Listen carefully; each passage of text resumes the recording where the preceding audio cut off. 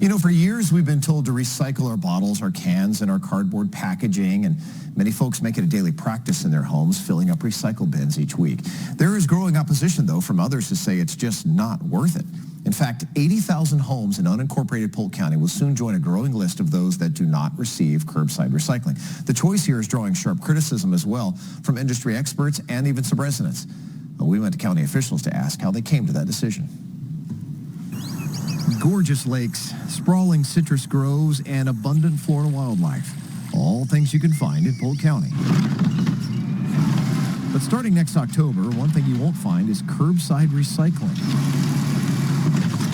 And the word is out. So I was totally shocked when I saw that the county had decided to stop recycling. I don't think they should stop this. No, that's ridiculous. Yeah, I think that's probably not a good idea. But Polk County commissioners disagree. It was counterproductive. Commissioner George Lindsay says the market to sell recycled goods has dried up. Too much of it gets sent to their landfill anyway, so now it will all get sent there. We're simply shortening that process because that's where it's going to wind up anyway. Fueling the trucks to pick up recycling is expensive as well, and the process of separating useful recycled goods from contaminated ones, that's also costly. It all comes down now to dollars and cents. It is a business decision that is simply costs more than the value received. Polk County joins a growing list of Florida communities canceling curbside recycling.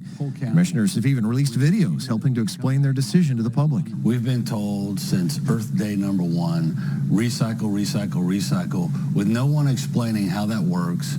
It doesn't work, and we just assume, because we've been told it a million times in our lives that we need to recycle, that it's a good thing, when in fact maybe it isn't a good thing. As an educator, I'm embarrassed.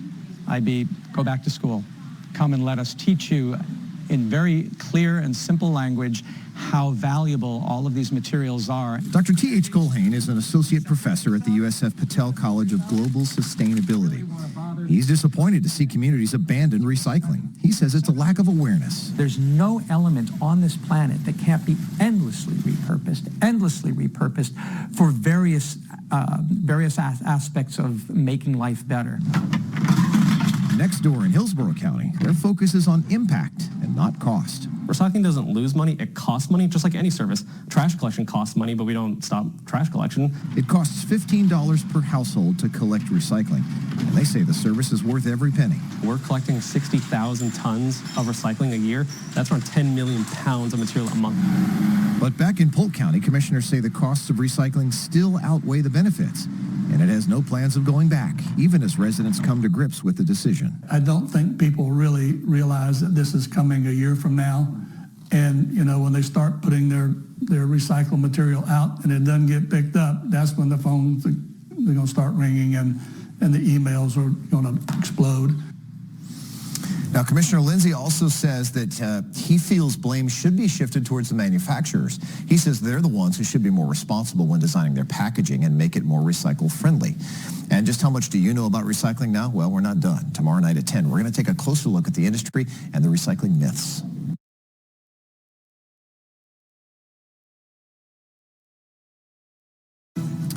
Well, last night we took a look at Polk County's decision to abandon curbside recycling next year.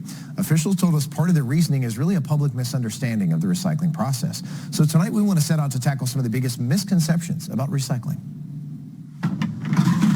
So what do you really know about recycling? I think I've heard that it all goes in the landfill anyway most of the time if we don't do it correctly. Contamination is a problem when things that can't be recycled are mixed in with stuff that can. Hillsborough County has a 24% contamination rate. That's essentially 1 in every 4 trucks is just straight garbage, and that's basically, we have to treat it like that. When a recycling truck is deemed too contaminated, they just dump the whole truck. If you're ever in doubt, when in doubt, leave it out. If you're confused about something, it's too dirty, or it's just one small item, how bad can it be? Just put it in the trash. What about landfill space? Well, this depends on who you ask and where you're talking about. Polk County says it's got 150 years worth of landfill space to fill. We have this huge landfill. It's got a liner in it. We can put our trash there. We know where it is. It's not in the environment. No, I drive on the Polk Parkway. I see the mountain they're building. Are we going to make a ski area? I don't know. It's just not the best use of the material. Hillsborough County says its landfill has only 5 to 7 years left.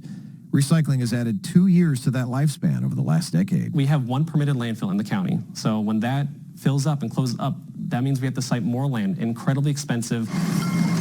As for the value of recycled goods, it's not much. China doesn't buy from the U.S. anymore because ours are too contaminated, and they have their own.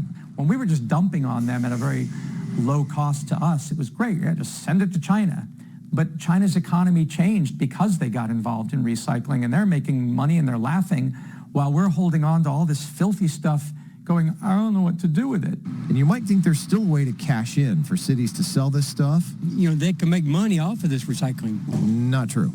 It costs municipalities money to recycle. Hillsborough says in a good month, recycling revenue covers only about 20% of their cost.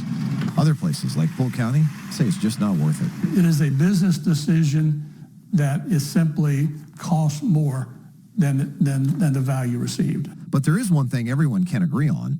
Wish cycling and contamination destroy the process. To imagine a full water bottle, Gatorade bottle, or a soda can is not emptied, it can get over all this paper, and you have blue, wet paper, so we can't recycle that. Right now, Florida is not there with recycling. Dr. T.H. Colhane's an associate professor at the USF Patel College of Global Sustainability. And he says it's disappointing when communities abandon their recycling programs, but educated consumers can still make a difference. So we're part of a culture that's forming. I think it could happen like that. Now, tomorrow night, we're not done. We're going to take a closer look tomorrow at that culture. Dr. Colhane and his colleagues have created a recycling utopia of sorts in Land O'Lakes. We're going to take a close look there at the practices they've implemented and the changes that you too can make at home.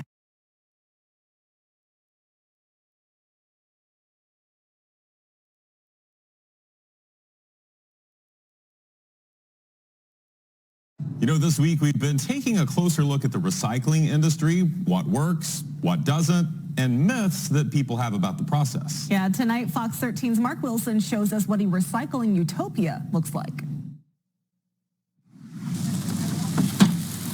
Pull up in your solar-powered golf cart. Grabbing that other one. Unload your used plastics.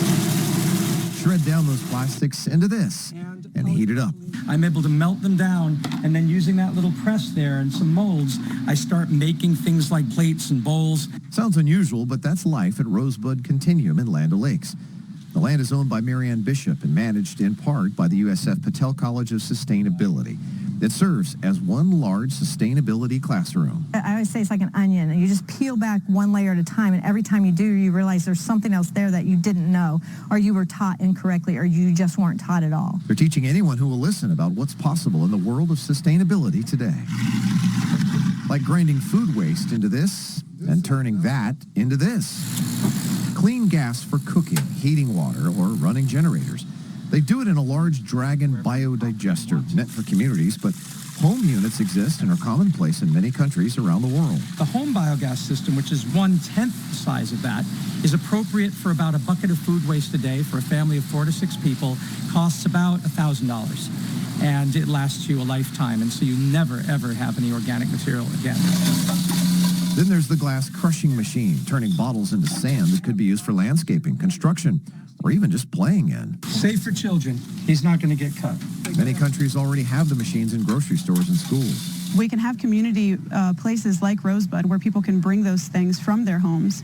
It doesn't have to be something where, like, I don't know what to do with all of this stuff. Back at the plastic grinder, materials too contaminated to recycle are used in concrete. This turtle sculpture they're working on has 6 years worth of plastic and glass inside. We see it going on for paving stones, for driveways, for anything that's non-load bearing. Dr. Colhane would like to see more plastic shredders in schools and office cafeterias as well.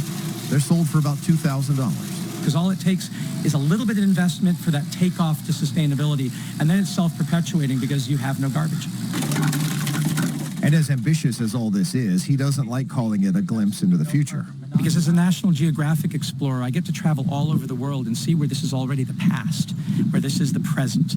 And if you tell Floridians this is the far-off future, it's going to be like when Epcot opened with its wonderful ride through the land pavilion to see the future of agriculture. Well, we have those tower gardens here, the aquaponics, the hydroponics, but the rest of Florida doesn't yet, and Epcot's been around since 1980. So how many decades do we have to wait? He says they're common sense ideas that could make a difference for generations to come. Some pretty cool ideas, too. Rosebud Continuum is open for tours and field trips, and if you're interested in finding out more, just go to their website, rosebudcontinuum.net.